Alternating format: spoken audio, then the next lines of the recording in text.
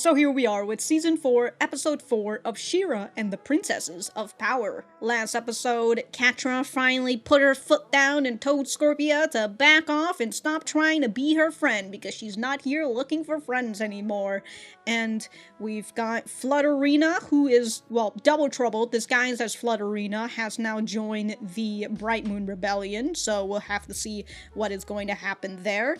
I did wonder where is the breaking point for Double Trouble's identity to be found, or at least the suspicion that there is a spy within the midst. And I wonder if Flutterina is going to somehow escape her entrapment, wherever it is. So we'll just have to see how that is going to go. Full links are on Patreon and early access on the YouTube memberships. Other than that, let us get started. Alright, we've got yet another, It's making bird noises out here. Oh, there's Spinerella and, Netossa? Is that what it is? If I know entrapped it, this thing is gonna be big, unpredictable, and Nothing. invisible. Genius. Genius. No, there's nothing. Or it's just empty. It's just another decoy? It's supposed to be here. Oh. Who are your scouts specifically? It was a trap within a trap! The Horde must have figured out we were going after the transport and laid a trap. Well, well, well.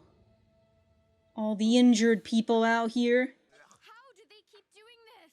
No matter where I we said. send you, the Horde always shows up to ruin the mission. Sitting here, I told you. Having to witness all of this? What's the plan now? Did someone say swift wind?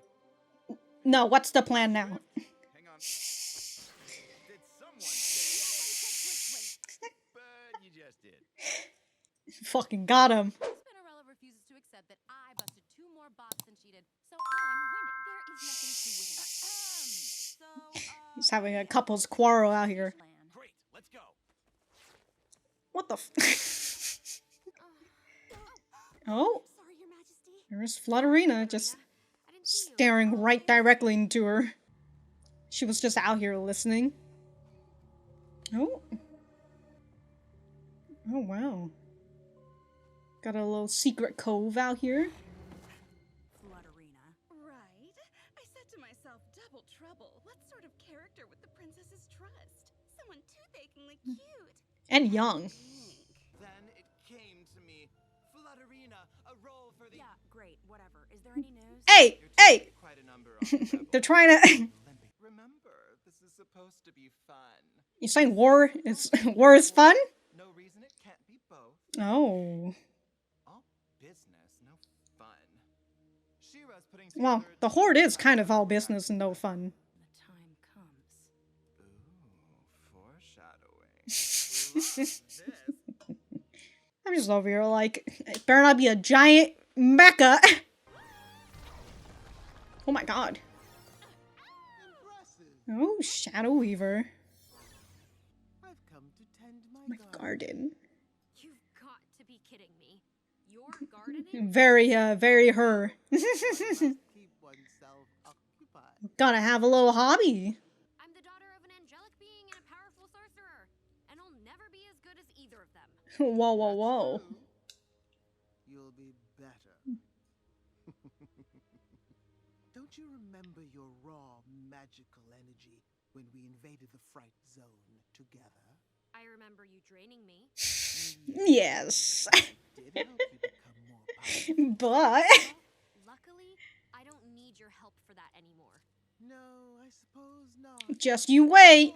Seeing things from afar, but you are not her. You must decide for yourself what kind of queen you will be. God, that's such a muted color, Rose. I'm a queen who doesn't take advice from prisoners. I thought she was a guest. God, dude, fucking Bright Moon is not doing well. You've got a fucking spy in the midst, and then you've got Shadow Weaver. Stay close. So, like, Spinerella could just fly like that, just woo. Uh-oh. This one's got a drill butt. Oh, no. It could be a surveillance spot. Oh, it's a bomb. Holy shit. Holy shit, what a damn, dude. Like, Bo took that shit head on. He's dead.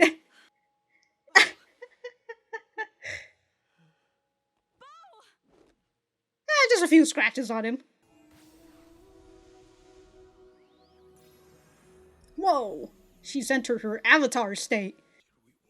No. So those things are like mines, essentially. Still going to need some time to recover. I can't keep sending my friends into ambushes. Yeah, let's send strangers. I'm sorry, Your Majesty. I hate to suggest it, There's a but spy in the they midst. be tracking She-Ra. Knowing it was dangerous, well, I stayed here, safe and sound. Mm-hmm. Don't worry about me. I'm the one who worries about you. Can we go back to that? Why can't you guys worry about each other? You said it yourself. We can't So she's gonna go by herself? General. Don't worry, Bo. I'm gonna take care of this. Oh. Oh, so Double Trouble was impersonating. Alright. I knew you were behind this. Oh no, the new weapon! It's firing! It got me In the abs. the most vulnerable part of the body that I refuse to cover because I don't own real shirts. Well, really roasting Bo out here.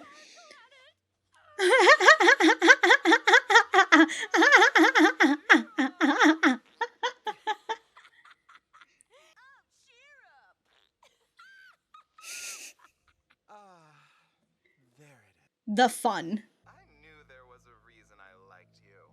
Having fun yet? You know, I think I am. A little delight in villainy and all that. Give us a minute. Alright. That's an order. Doesn't even, hasn't even been, what, a week? Show me how to think like she does. Uh-oh. So I can figure out her next move before anyone else gets hurt. Are you willing to use your power? Power over everything. How, hypothetically, would I do that? Yeah, hypothetically. Magic, of course. You've been growing magic plants this whole time? What do they do? They're just flowers. Daisies. I find them cheerful. You? Adora's looking in the wrong place. If we can warn her in time, but if Catra is Tracking tracking She-Ra, She-Ra. she'll know we're coming and clear out before we get there. So are you gonna go in there? Expecting an attack, her Attention will be focused on Adora. Are you suggesting I use Adora as bait? Why not? She'll survive. But the decision is yours alone to make. What will You do? do the tough decision as a leader. She's already out there, so like, you know. You want to fight some bots. See, Adora? She is just as competitive as I am. See, this is why no one comes to game night anymore. Adora, tell her. What is she, a sweaty gamer? Maybe people don't come to game night because you insist on serving vegetable platters. No one likes vegetable platters. Hey, all I'm gonna say is that if it's carrots and celery with some ranch, I'd take it. Oh, so it doesn't blow up? It just creates a wave? Holy shit, dude. Bombs everywhere. Oh, here comes the queen by herself, just leading the charge. What are you doing back? What are you doing back here? Oh, it's you. Who else would it be? Ah, should have let her talk a little bit more. Using your own friend as a decoy? Wow, didn't know you had it in you. Guess you don't know everything.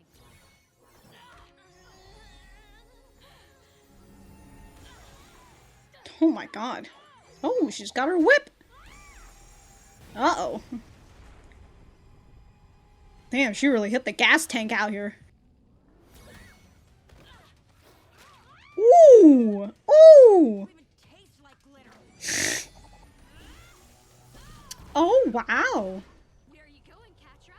Not scared of some sparkles, are you? Alright, don't go walking around like you're a villain. You're gonna bring the whole place down. Don't worry. I'm not Let it blow up and teleport out of here! keep revving up to send out a pulse strong enough to level half. Oh, half of the woods. Uh-oh. Choose me or the bot. Why not both?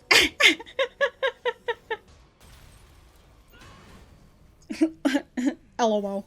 Looks like I don't have to. Okay, so she's just gotta teleport the bot. god, dude. He was ready to just drop a fucking nuke out here. Word around Bright Moon was that the queen had disappeared on a mission. Double trouble. About time. Glimmer? Thought you could use some help. Holy shit. This fucking power up, though. Whoa. I know. Uh-oh. Spinerella, please, talk to me. 14. 14 bots for me. I win. Fucking got him. Sounds really cool, but also really awful. Ugh, come on, guys. Can't we just enjoy this victory? You have to talk about the whole... Over. We still Yeah. need to figure out how the horde is. But until we do, at least we can use it to our advantage. By using me as a decoy? It was the only chance I had to take out the rest of the bots before Catra could unleash them. And it worked. You could also tell her that you found out about it. I want to be out there, fighting to protect my kingdom. Uh-huh. Side by side with my best friends. After I finish using you as decoys. Magic, I'll be twice as effective. What? Shadow Weaver's teaching you? Guys, we won today, and no one else got hurt. Doesn't mean that it's gonna happen in the future. Thank you, by the way, for saving me. Well, I live to serve. For a price, of course. Marvelous! And don't worry, Money. darling, I'll keep it... She hadn't used Adora as bait. Oh, yes! How devious! I'd assume she was all... Glitter, no grit. Yeah, that was unexpected. And then she showed up alone. alone. Looks like the friendship might have a few cracks, huh? Would be a shame if someone were there to take advantage of them. Mm-hmm. Of course. We had like a moment where Catra felt like she was opening up a little bit, like, oh, I feel like I could thank you, you know, if I don't know what had happened, if you hadn't come to save me back there. And Double Trouble just immediately shuts it down by like, give me my fucking money. And Catra looks so disappointed. And I'm gonna be like, look, Catra, you're the person who fucking shut down Scorpia last episode, alright? So like, don't fucking be like that, alright? Just saying, you know, if you hadn't tossed Scorpia out, she could have been there to save you. I'm just saying, and she would have appreciated you thanking her. That's all I'm saying. All right, that's all I'm saying. Anyways, I'm gonna go write my notes. So we'll be right back to the center. Okay, before I forget, there's been a little bit more screen time between Spinerella and Netossa. Anyways, for their whole interaction stuff, you know, just cute gay shit, I suppose. You know, it's it's basically more of what we've kind of already seen in season 1 currently, other than just them like, you know, having a little competition with each other about who killed more bots, but like also showcasing that they both do care for each other despite the competitiveness that they have, and also they have a game night that nobody comes to, I guess. Other than all those other stuff, there really hasn't been any depth to them just yet. Whether there will be any depth to them later on, or if this is just how their characters are going to be, and, you know, there's just two girls and, you know, a nice little relationship, and they're just gonna be here, and again, there's not really gonna be any depth to their character. I still don't know, you know, again, we've been seeing them around, and even here, when we get more screen time of them, there still really isn't a lot for me to grasp on for now, so that's really all of my thoughts on Spinerella Netossa for the moment. Thank you for saving me. I don't know what I'd done if you hadn't shown up. I live to serve for a price, and then and then we've got a little bit of a, you know, a turmoil. Maybe she's a little disappointed, you know, in the fact that, oh, money, of course, right? Maybe Catra thought that Double Trouble had some sort of care for Catra, but no, it's just an employer-employee relationship. You're paying me, so of course I'm going to save you because, well, I need the money, and if you're dead, you can't exactly pay me, right? She's frowning as she gives the money away, and she's looking away and, like, down on the ground, it looks like, you know? A little soaking, who knows? How many fingers was that? Hold on.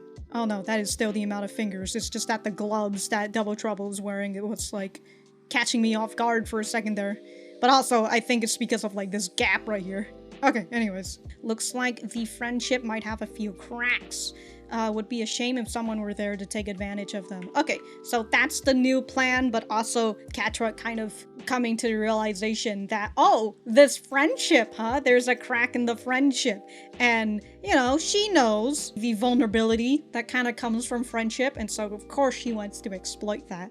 But there's also something that I wanted to kind of wonder about Double Trouble, in the idea that, Double Trouble is relishing in this chaos. They're essentially a mercenary, and they're here for the money, but also the fun, right? The fun of it and all that. And it kind of makes me wonder how that will go as it continues on for Double Trouble, on whether they will get to this point where they get a little too overconfident and they overplay their boundaries that they should have as like spies, and end up making a little bit more mistakes that people start to realize. Because like the one thing that I kind of been wondering in the back of my head was when Double Trouble disguised themselves as the general, right? So, you know, showcasing us the little lizard eyes just to really let you know that, yes, this is Double Trouble, and Double Trouble is just telling them so then they can get Adora to go out alone. It makes me wonder, like, you know, that could be a weak point for Double Trouble in terms of, like, the Bright Moon Rebellions being able to come to the realization that there may be a spy within the midst, right? Because like if Adora or Glimmer or even Bo could remember this fucking discussion, and like they may mention it to the general, like the real general, maybe the general will be like, I never said that. You know, that I don't know what you guys were talking about. I was like on the other side of Bright Moon. I don't know where you guys were.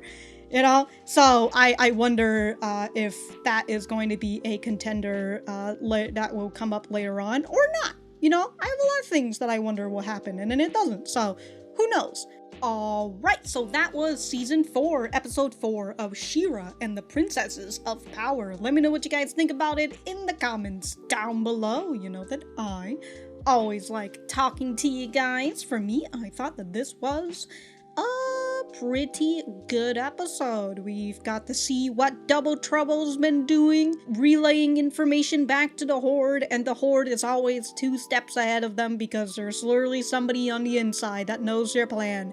Glimmer is all upset at the fact that the Horde is 2 steps ahead, and specifically Catra, you know, out here got a rivalry with Catra out here, since I suppose they are the one running the show nowadays. We've got the crack in the friendship, it seems like. I mean, I kind of assumed that the whole problem is going to come from Glimmer herself, but before I get into any of those stuff, and you know, the whole thing about Shadow Weaver as well, my god, I did mention during the reaction, Bright Moon is absolutely fecked. you got Shadow Weaver in here, and then you got Double Trouble in here. These 2 people, their name has 2 words in them. They're trouble. Oh my god. Anyways, before we get into any of that, I actually want to talk about Scorpia in terms of how the relationship between her and Catra, right? As what we saw in the last episode, Catra put her foot down and she's like, I'm not here to make friends. But then at the same time, towards the end of the episode, when she was saved by Double Trouble, she was opening herself up just a little bit, you know, thanking her and being like, I don't know what I'd do if you weren't there for me. And of course she is, Catra is talking more to Double Trouble. And so she is forming a relationship, even if that's not a friendship, it's still kind of a relationship of a employer and the employee, right? But for what we saw with Catra thanking them and all that, I would presume, again, even if Catra closes herself out and all that, she's somewhere within her, she still wants it. But like, hey, you know, you're the one who chose this person, you're the one who chose Double Trouble, so don't get upset when Double Trouble doesn't reciprocate your feelings, right? But there's the whole thing of Double Trouble wanting Catra to have a little fun, you know? She's God, I'm sorry, I'm just hitting all the they just want to have a little fun, and Catra's over here like, well, this is a fucking war, you know? And so we heard Double Trouble, it says, oh, all business and no fun. And well, I mean, I kind of feel like that's kind of how the Horde has been, right? It's literally the Fright Zone, it's not the fun zone. And when we see Double Trouble talking to Catra, playing as Bo, playing as Glimmer, and then turning to She-Ra and doing the raspberry, that's what gets Catra to laugh. And, Catra's just like, play it again, do it again. And Double Trouble's like, see? This is what I wanted. This is why I like you, right? That you're willing to have fun, even in this situation, even in a fucking war zone, essentially. And it really makes me wonder on how Catra is going to mold now that she's around somebody like Double Trouble, who, again, does not seem to very much care for the people themselves, but just care more about what they can do around those people. Double Trouble's an artist, right? When they're in the cave scene and they're trying to talk about like the people's reaction and how Glimmer is all upset and all that, and Catra just doesn't give a shit about that. Like, I don't care. I don't care about your artistry, all right? I just need you to give me the fucking results and the information. With the whole thing of Scorpia not being around Catra anymore, we don't see her anywhere here, and I would presume it's because, we kind of saw what Scorpia was in episode 2 or 3 when we first encountered Double Trouble. I think it might have been episode 2. Right, Scorpia's just out here. She's got big claws, so it's a little hard for her to do all these stuff. She keeps stumbling, and then when she's not being clumsy and all that, she's trying to make friends with Catra, and essentially Catra, again, all business, no fun, right? Hey, you're clocked in right now? Don't have conversations with me. Alright? I'm not here to talk to people, I'm not here to play any games, I'm just here to get my work done. And Scorpia is just that type of person who just wants to make friends. And again, it's still kind of a problem on Scorpia's part where she is laying it on a little bit too thick. Not a little bit, I think she's laying it on thick on the fact that, oh, we're friends, right? We're best friends, right? Overall, it just didn't work out, and so, yeah, here we are with Catra, who now does not have Scorpia, a person who does genuinely care about her, even if they're obnoxious about it, right? And she is willing to discard that relationship with Scorpia.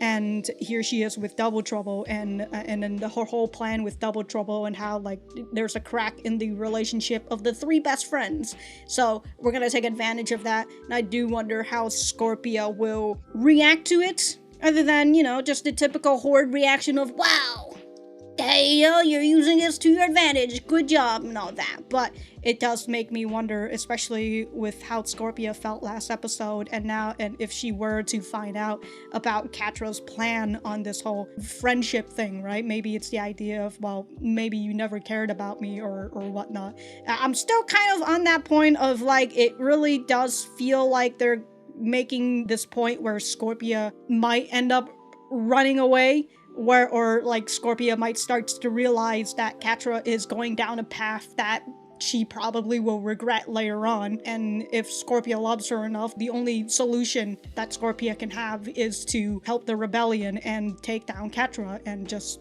stop her from going on this path. Despite Scorpia not being in this episode, I was thinking about her. So the main thing that I want to talk about is Glimmer herself, right? Again, the rebels been thwarted so many times by the Horde. The rebels keep on getting injured. That includes her friends. And Glimmer is upset about this. We've been seeing this whole thing where she doesn't like the idea of having to sit on her throne and just sending people out and getting them hurt while she just gets to sit on her nice little throne, playing around, safe and sound, as she says. And especially with her friends continuously getting injured because the plans that they've been making just keep getting thwarted. The initial conversation with Shadow Weaver, where Shadow Weaver tells Glimmer basically what she wants to hear. Shadow Weaver's like, oh, you are the daughter of Micah after all. And Glimmer's like, yeah, I get it. I'm the daughter of an angelic being and a great sorcerer, but I'll never be as good as them. And Shadow Weaver's like, no, of course not. You'll be better than them. These are honeyed words. These are words that somebody like Glimmer would want to hear. And she is still very much a kid, and Shadow Weaver is literally a professional in manipulating kids. She just has so much experience. This is just fucking second nature to her, dude. She doesn't have to fucking try. She just says it, and it just captures Glimmer. you know? And we already know that Shadow Weaver has already done this once to Glimmer when Glimmer got Shadow Weaver to use her power and, you know, teleport her back in season 3 and all that to stop the portal and whatnot. So, like, Shadow Weaver has already buried herself into Glimmer's brain at that point. And so it's like the entry point for Shadow Weaver. So easy. And as Shadow Weaver says, Glimmer is more powerful than her parents, and that it'd be a waste of her power to not use it. She also mentions like, oh, you're trying to be like your mom, just sending people out from a throne and all that, but that's not what you want, right? At least at that point. Props to Shadow Weaver for telling Glimmer to do what she wants, which is to go out and actually be in the battle, albeit, you know, it's kind of not a good idea on a logistic kind of reason, you know, like you're literally just staying out the leader to go and do that, and like people kind of know what happened last time when Micah did that. Not a good idea, but at the same time it's the idea of like, well, a king or a queen should lead by going in the front instead of hiding in the back. Every time I think about that, I'm always thinking about Code Geass when Lelouch plays the king and he plays the king first, you know? So the rebels got attacked, ambushed yet again by the Horde with their new post bots be posting out here. Bo got like the brunt of it, and this makes Glimmer realize that, you know, I can't keep sending my friends into ambushes, especially when I'm here safe and sound. This proceeds into the next scene that we see Glimmer, where she goes directly to Shadow Weaver. And so Glimmer talks to Shadow Weaver, and she's over here like, I need to think like Catra, so I know what she's going to do next, you know? It's, gotta get into the mind of the criminal to know where the next crime will take place and all that. And honestly, she's really talking to the right person, because, like, Shadow Weaver literally molded Catra, so, you know? Talk to the source, I suppose. Show me how to think like she does so I can figure out her next move before anyone else gets hurt. We have Shadow Weaver who's just squinting, as usual. So she hears that, and she does a little snip, and then we hear that little stinger, right? Every time, dude, Shadow Weaver's just here. There's just some ominous stinger that just happens. But Shadow Weaver says, you don't need to think like Catra. I told you you're more powerful than you know. Are you willing to use your power? So she's discarding the whole thing of like, you don't have to think like Catra, presumably because she doesn't want another betrayal. She did say Catra betrayed her, so this gets Shadow Weaver to show Glimmer the location spell, which we've seen before, right? I suppose it's like a reminiscence of the scene when Shadow Weaver shows the Horde to Micah. But here she's showing it to Micah's daughter. With Shadow Weaver's help, Glimmer is able to see the location of the Horde, also sees where Catra is, right? They've been operating out of the Whispering Wood this whole time, and Glimmer is just like, okay, I gotta go and tell Adora and all that, so then they don't have to run into yet another fucking ambush. But Shadow Weaver is out here like, hold on a minute, why don't you just, you know, if they're all gonna send that shit out to attack Adora because they want to take her out, why don't you just let them do that? Catra is defenseless right now, so let's just, you know, have Adora take the brunt of it, and you go in and you take out Catra. Done deal, right? And Glimmer's just like, you want me to use Adora as bait? And Shadow Weaver's just like, it's just a suggestion, you know, it's up to you. Which is like such a manipulative thing, you know? She's literally, you're the one who put that into her mind, and then it's just like, look, it's not my decision, all right? It's your decision, but it probably will be the better idea, I'm just saying. All right, Shadow Weaver, all right. But this gets Glimmer to actually do what Shadow Weaver wants her to do, right? Let Adora be bait and attack Catra alone.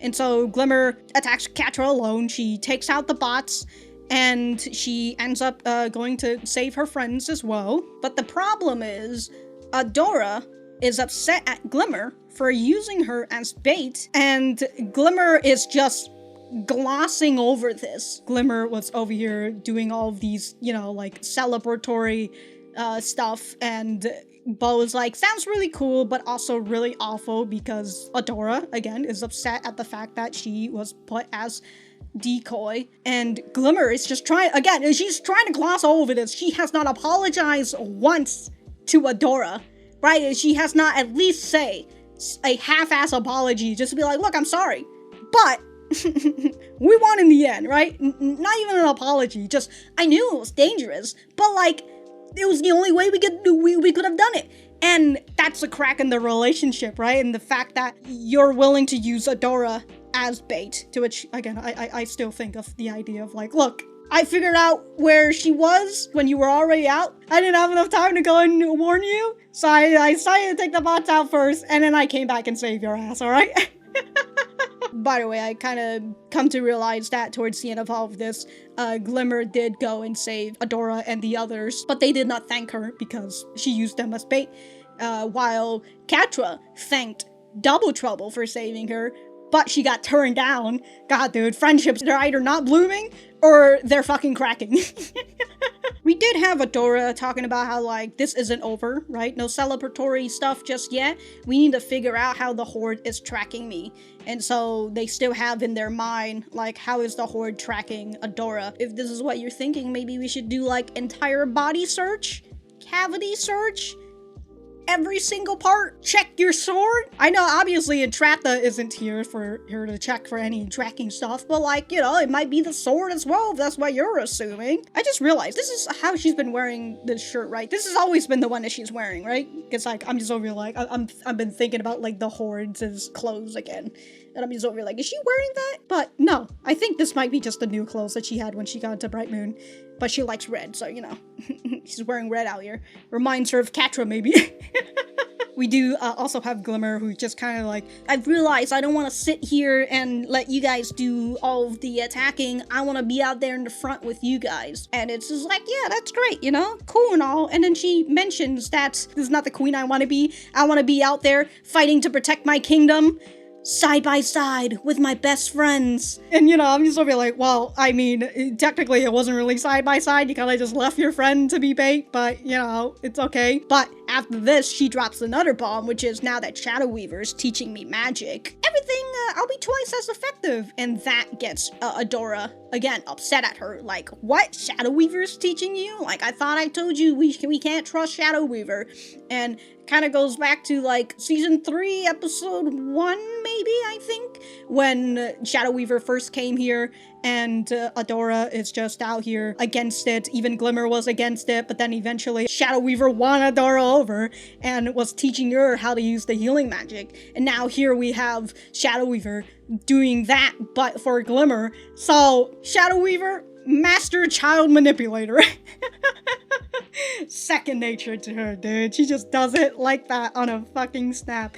So the roles are reversed for Glimmer and Adora. Oh yeah, and also when Adora is like trying to talk to her about this, Glimmer yet again glosses over this, right? She's just like, anyways, I'm gonna go raid the kitchen and I'm gonna go get some stuff for our celebration, all right? See you later. That reminds me, the whole celebration thing, I do wonder if that's like, you know, maybe from like last episode where Adora and Bo was having a celebration and Glimmer wasn't there, so she wants to do a celebration for their victory, kind of a thing that she couldn't have done last episode because she was too busy having meetings and sitting at the throne doing nothing. So I do wonder if that's why she's so gung-ho about the celebratory stuff and not want to talk about the nitty-gritty. But then it also kind of makes me wonder about Adora, where Glimmer wants to celebrate. Adora's just like, no time for celebration, all right? This isn't over. And so I thought that if that's kind of why the both of them are reacting differently, and again, still, you know, with Adora upset that Glimmer used her as bait.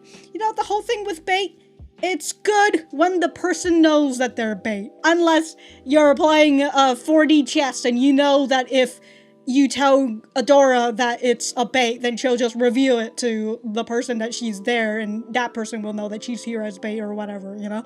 So, if we're playing that sort of 4D chess, but like I know Glimmer is not playing 4D chess at all. She is just playing regular chess. which is still a little bit better than playing checkers, but she is definitely not on that 40 grind. So yeah, that's pretty much what I have on this episode.